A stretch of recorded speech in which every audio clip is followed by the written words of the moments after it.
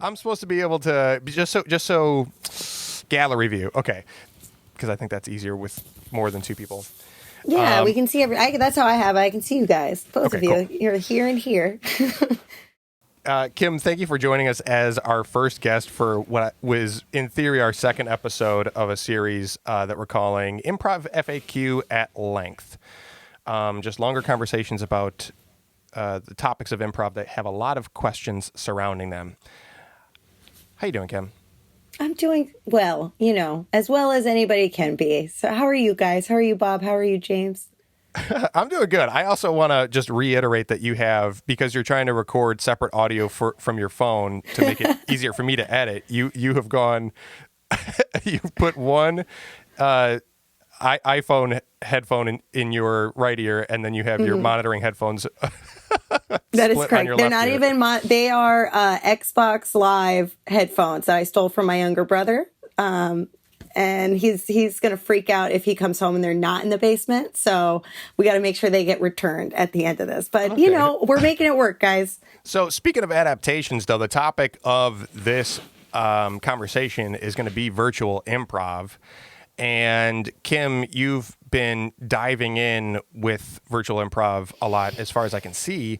And so right out the gate, one of the things that I want to talk about is how quickly the improv world adapted to the social distancing by getting online, and like every theater seems like they have some kind of virtual rendition of their shows going on, and there's lots of troops doing Zoom call improv, Twitch TV. We're doing this. Yeah.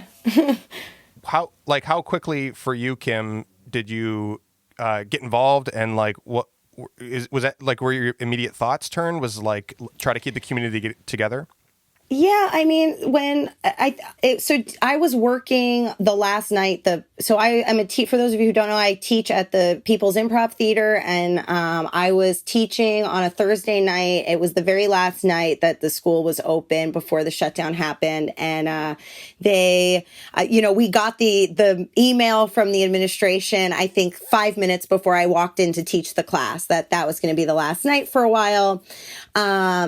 And I was sad because I love teaching. I love it so much. And I love getting to work with students, especially in person, and watch them grow. And I had just started a brand new level 1 class. And that night, I went home, and I had been talking to Dana Schulman, who is also a teacher at the Pit. And I had said to her, just sort of in passing, because we were lamenting back and forth of like, oh God, this is going to suck, and I'm going to miss you, and we're going to miss the community, and what are we going to do? And I said to her, I was like, well, you know what? You live with an improviser. I live with an improviser. Sal and Annie Sage are improvisers. They live together. We know a lot of duos and couples that improvise and live in the same space and are about to be quarantined together.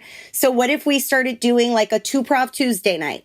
And that's where it started, was just this idea of what if we just got 4 2-Prov couples together, and we'll do 15 minutes each, and it'll just be an hour once a week, and it'll be something that we can do to not go crazy. And then, that quickly just started to snowball. Dana had, after that conversation, she just went on Instagram and was like, I'm just going to make an account for it. So that way it's easy and we can all just go to one place to do it. So she created the Instagram account, Socially Distant Improv. And then from there, we just, after starting to advertise it, we ended up having a bunch of friends, just people in the Pit community, reach out to us and say, hey, what is this? Can I do something on that channel? I want to do something on there. And we just started saying yes, yes, and yes, and. And now we have a little over 75 streaming shows that stream live every week.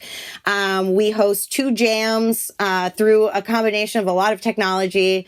We just finished our first 25-hour Instagram Live festival where we had 25 straight hours of live comedy.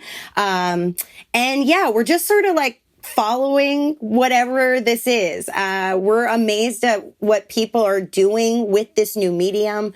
It's just been a wild, weird, I think we just started doing it and we didn't really think about if we were growing something or building something. We were just like, how do we make sure our friends are taken care of and the community feels taken care of during this time? Because, the brick and mortars aren't there. And that doesn't stop us from being performers and wanting to connect with each other and make each other laugh. So we just really wanted to make sure that was going to be there for people. And, obviously not everyone's ready yet. I know plenty of people in my own life who aren't quite ready to be laughing or be trying to make people laugh. And that's fine. We just sort of wanted to provide something for when you were ready. It's just there. Just come in, tune in, laugh for a little bit. You can tune out. It's nothing groundbreaking. It's really dumb. Most of it's so dumb, but it's like, who cares? It's just there so that way people don't literally go crazy while waiting to get on stage again.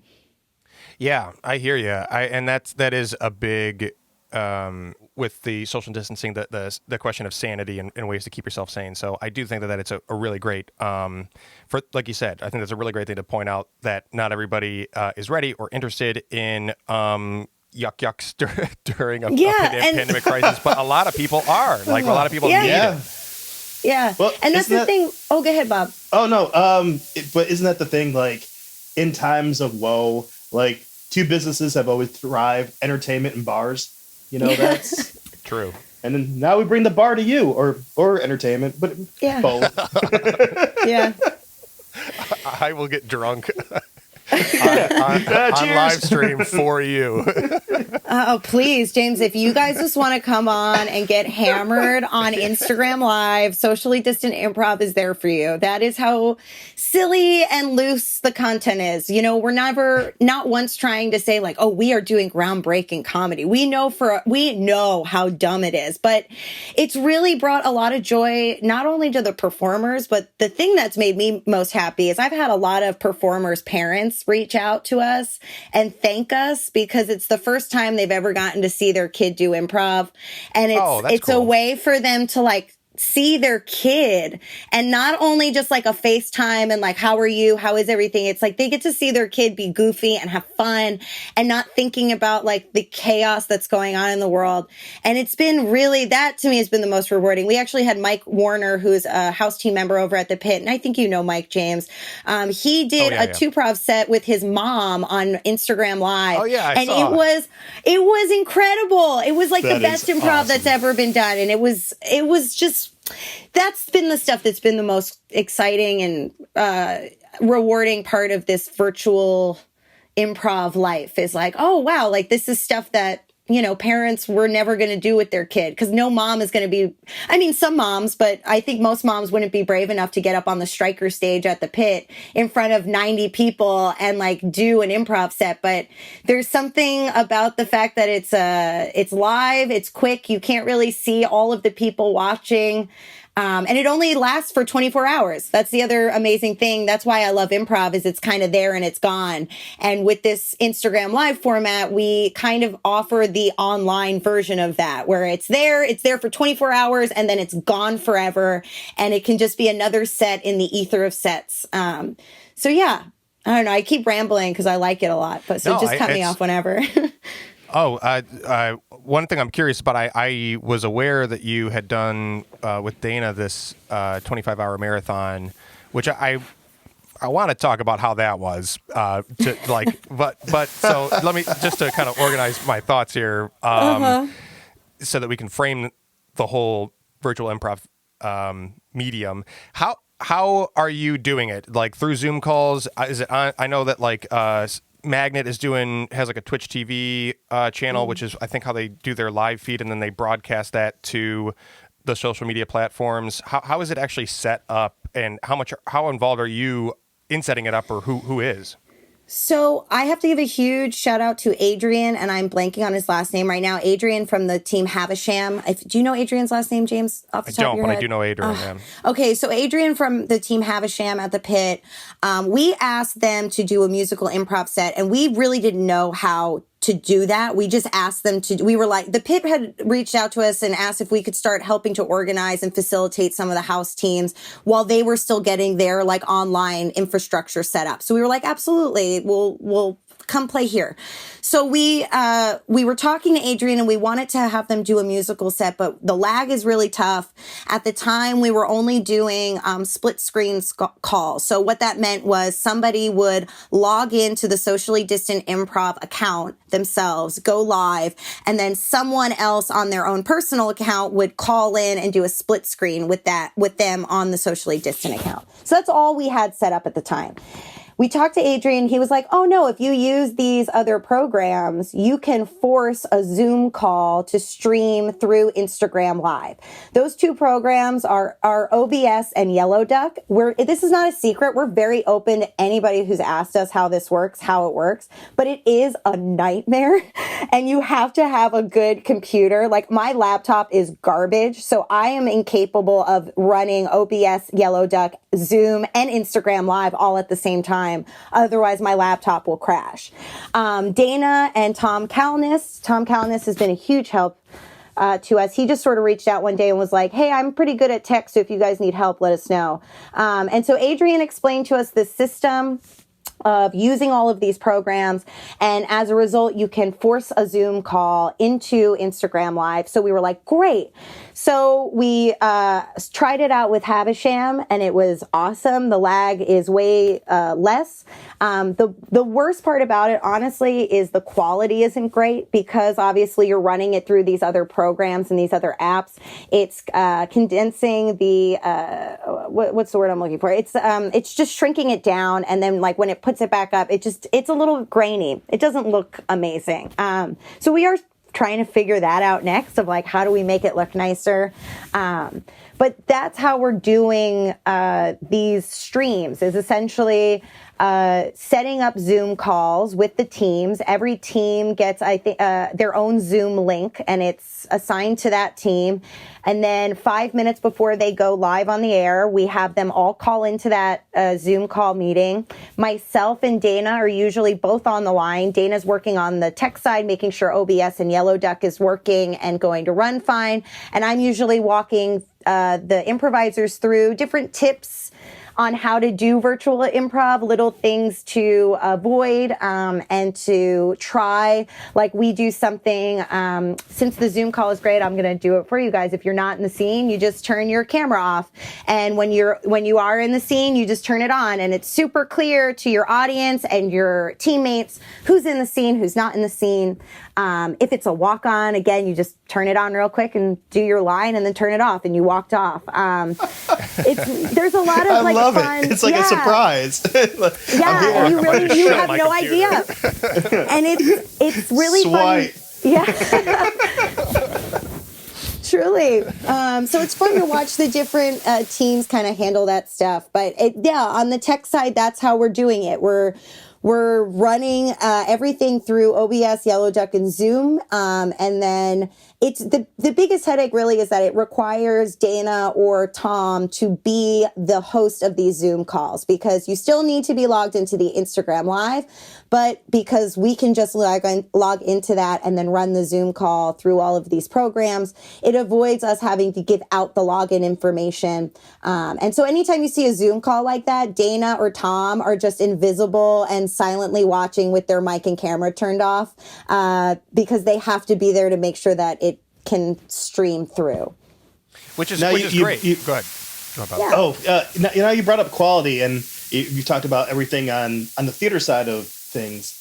Is there any advice you would give an improviser who's jumping onto this kind of performance? Like, what kind of equipment specifically? Like, Oh, I mean, if you have a really nice computer or laptop, I mean, when you do the Zoom, if you're going to go the route of doing this OBS Yellow Duck Zoom call stuff, I mean, just use a good laptop with a nice webcam.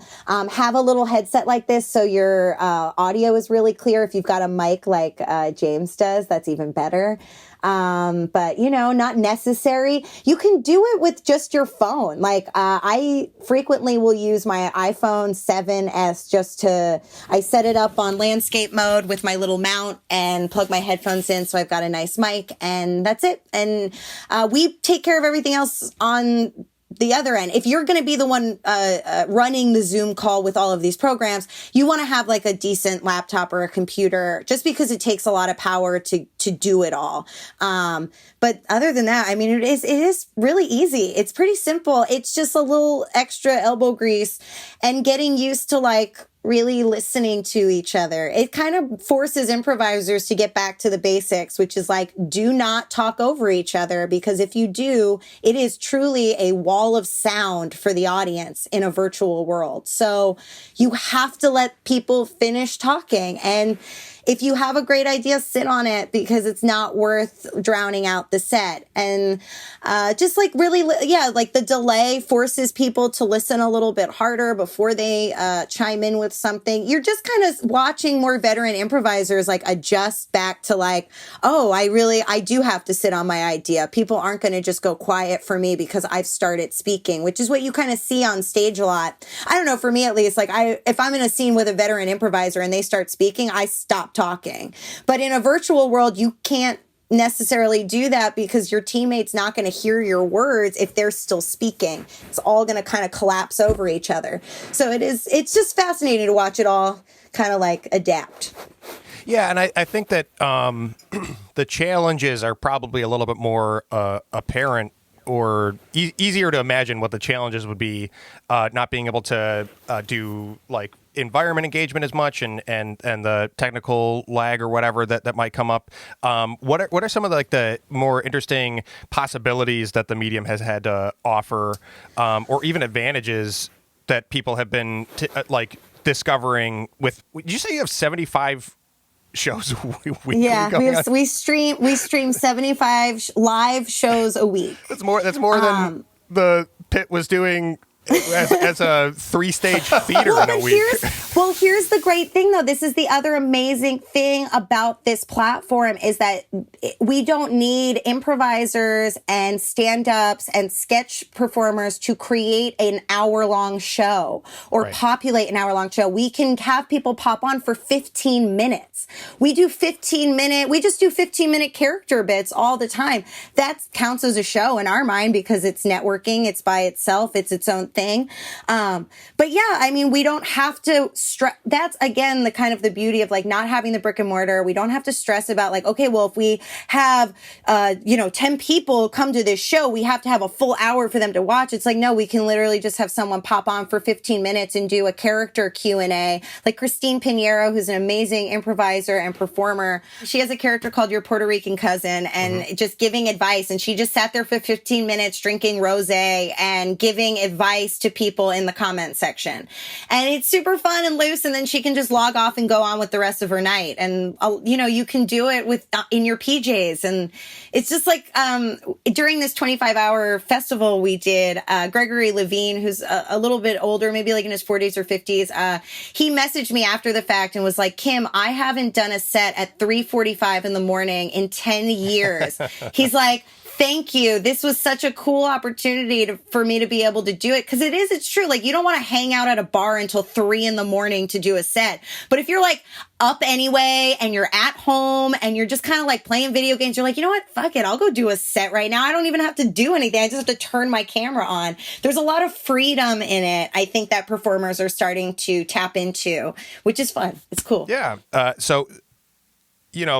Julia is in a show called The Cast at the Magnet, and the way that they adapted their show, what they usually do is an improvised play, where you see the performers on stage doing the improvised play, which is scripted, and then you see the players backstage interacting with each other as the actors in the play, in the green room or in their downtime during the show.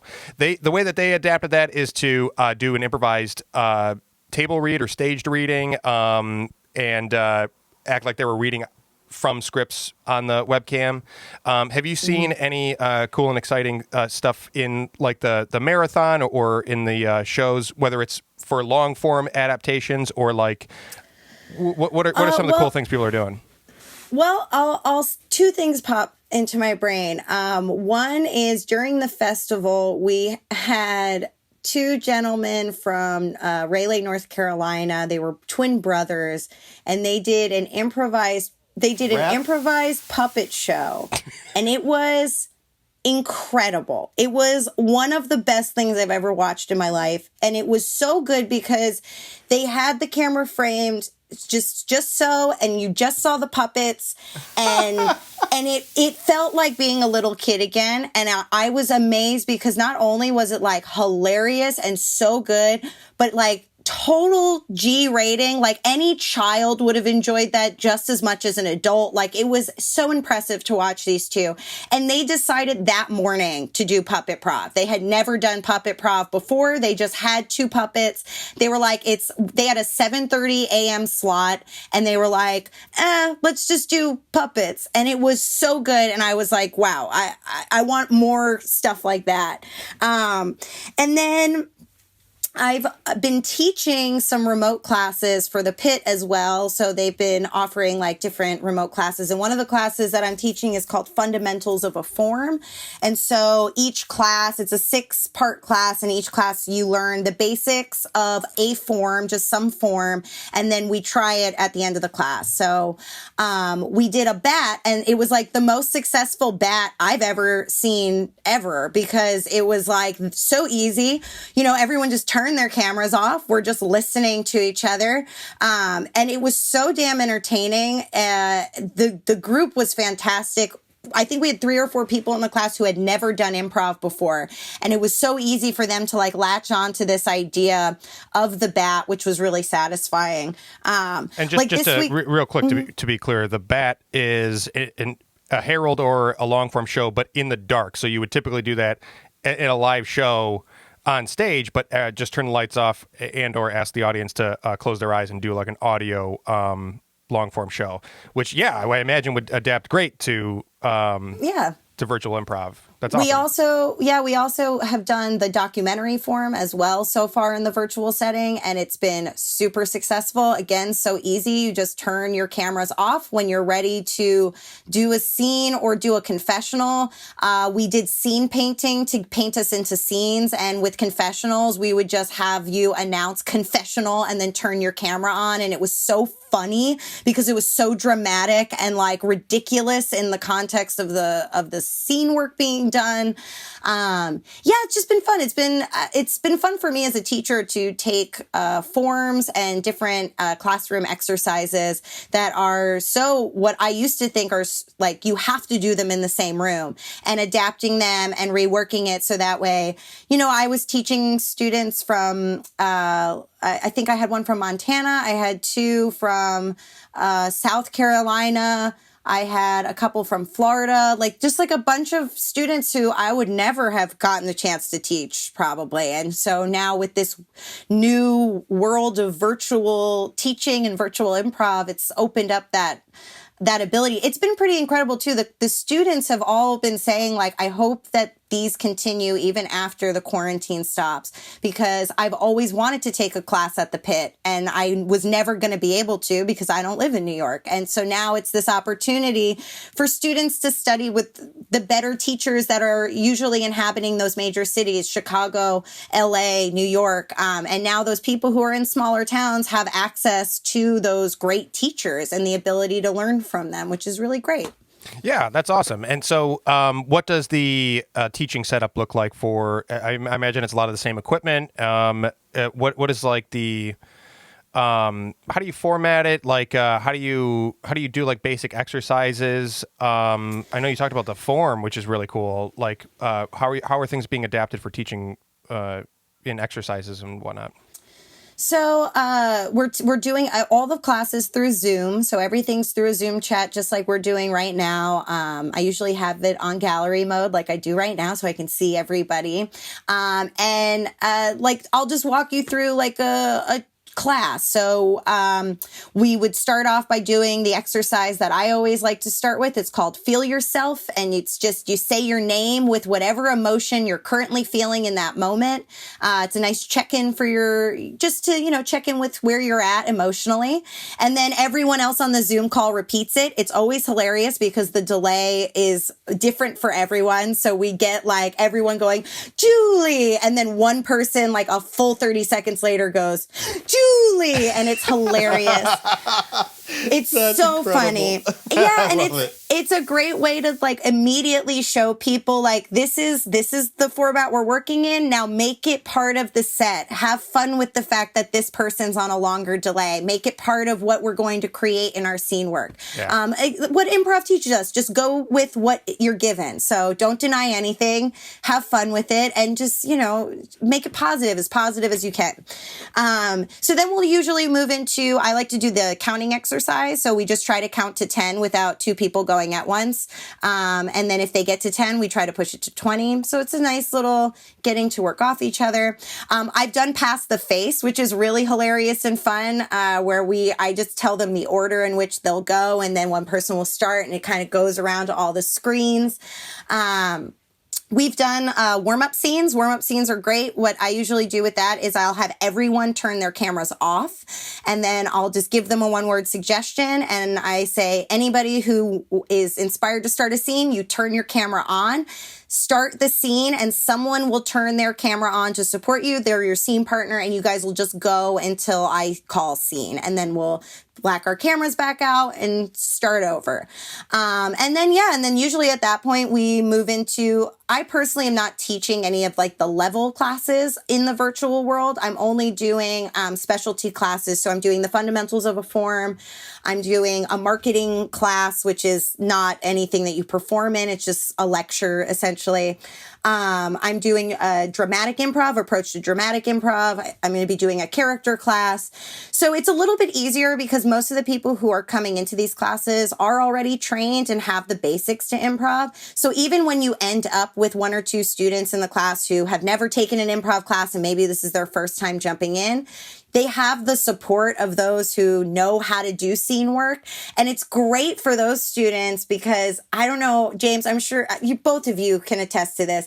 I play so much better when I'm with someone who's never done improv because I'm constantly trying to take care of them. Yeah. I'm just like, how do I make this person look like a genius? And that's what improv is supposed to be all the time. But it's we forget that when we're playing with people who are up to our snuff, where we feel like, oh wait, we can break some of the rules and we can go down the weird alleys. But when you're working with someone who is brand new, it forces you to stick to those rules. And it's a nice reinforcement of those rules. And it kind of reapplies that idea of like, it is important to remember, why yes and is such a big part of improv. And it's important to be positive and to know each other in scenes, because when you're not working with someone who's a veteran, those scenes hit a wall real quick when you're not getting back to relationship and, getting to those important parts of improv. Yeah, absolutely. No, I think this is going to be a great time for people, especially people who are, I don't know, when this all started,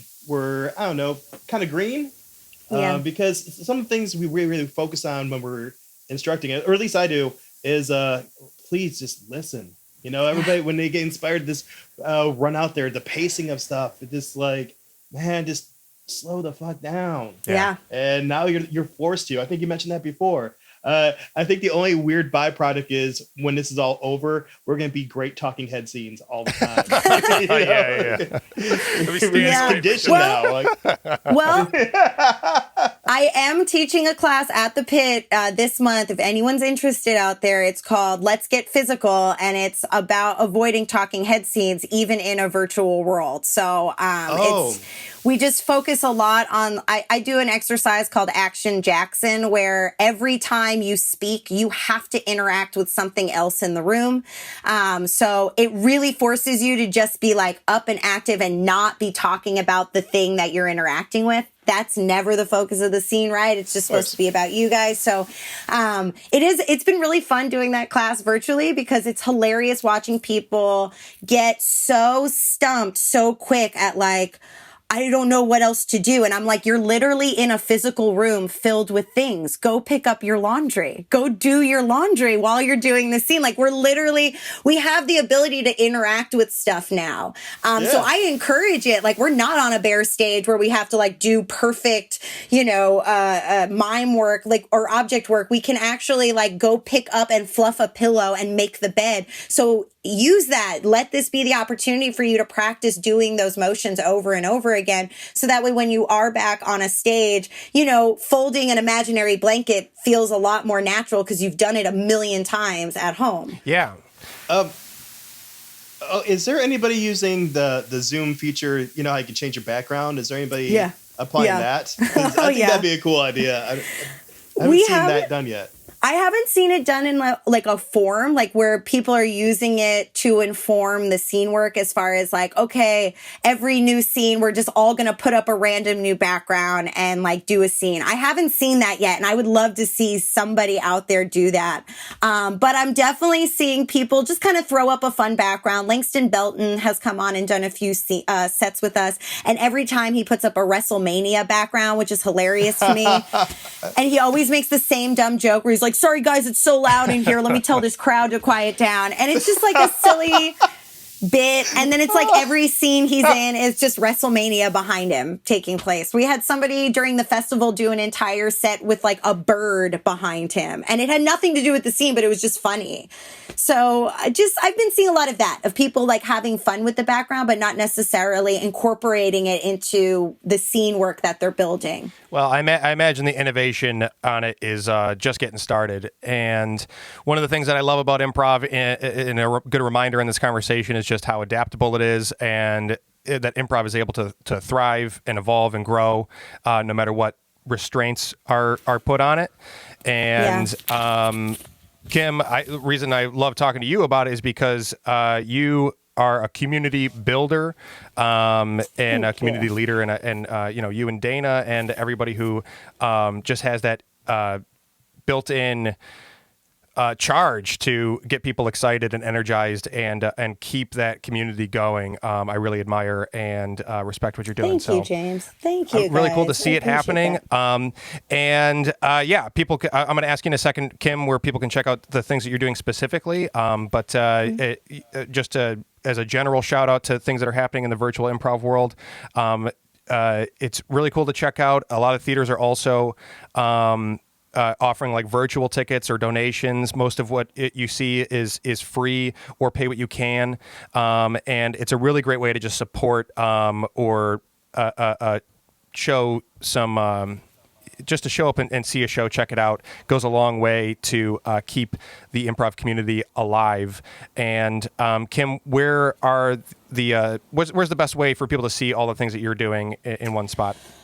Yeah, well, I mean, everything, it's at Socially Distant Improv is the handle on Instagram. As I mentioned before, we have 75 live shows a week.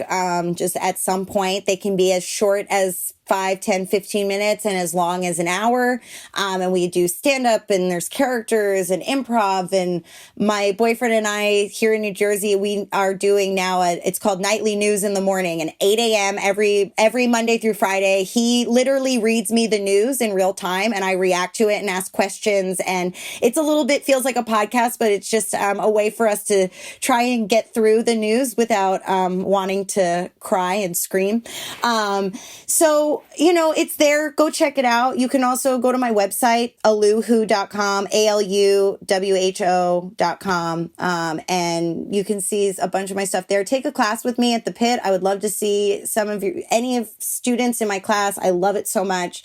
Just to echo what you said, James, it is really important. Go support all of those small theaters. And I'm not great with technology, so I don't understand Twitch, but go on Twitch if you understand what that is, and go watch shows on Zoom and on YouTube, and just go support these performers. Even if you don't like the theater, go support the performers, because they need it now more than ever. They need an audience. They need to know that they're not just talking to a screen and no one's on the other side of it.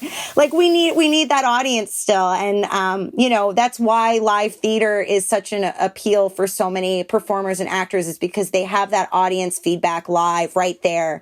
So, go watch them live on your screen. You can take a poop while you watch them. It's kind of amazing. It's just do it. Just support. Because we all need it right now. And if you're not ready right now, that's fine, but just go check it out when you are ready, because it's important for us to laugh right now. Absolutely. Just ruined every audience I'll ever have now. Everybody's pooping. Everybody's pooping. They're all pooping. I 25 promise. views of poopers. They're Yeah. all pooping.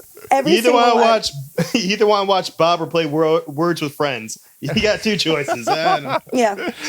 Okay, well, thanks so much for taking the time to chat with us about everything that you're doing, and much love and support to Socially Distant Improv, and I'll right back at you guys. keeping the improv alive. Thanks. Thanks, guys. Thank you so much. It was really nice meeting you. Really nice meeting you too, Bob.